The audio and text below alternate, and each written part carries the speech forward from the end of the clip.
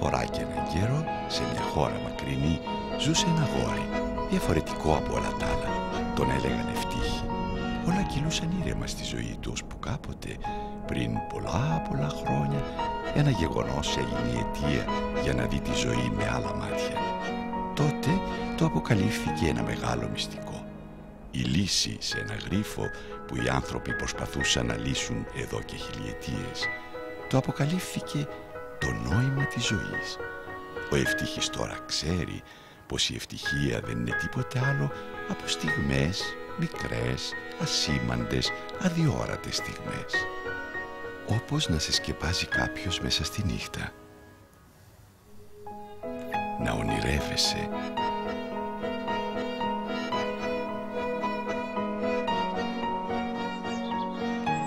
Να ξυπνάς από το τραγούδι ενός σπουργητιού πάνω σε φρεσκοπλημμένα μυρωδάτα σεντόνια, δίπλα σε κάποιον που αγαπάς.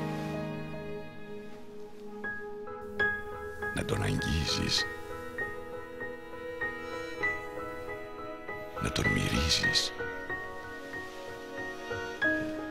να αισθάνεσαι το ζεστό νερό να πέφτει με δύναμη στο πρόσωπό σου, το σπίτι να γεμίζει μυρωδιά από φρεσκοψημένο κέικ,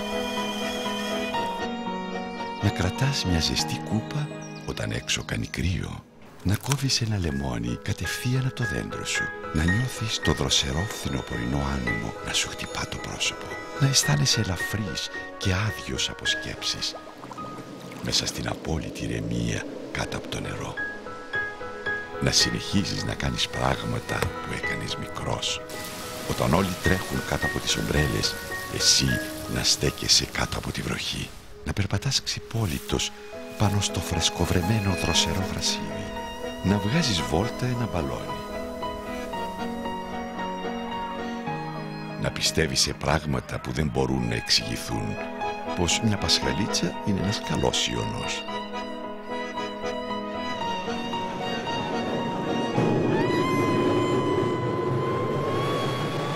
Να μη φοβάσαι.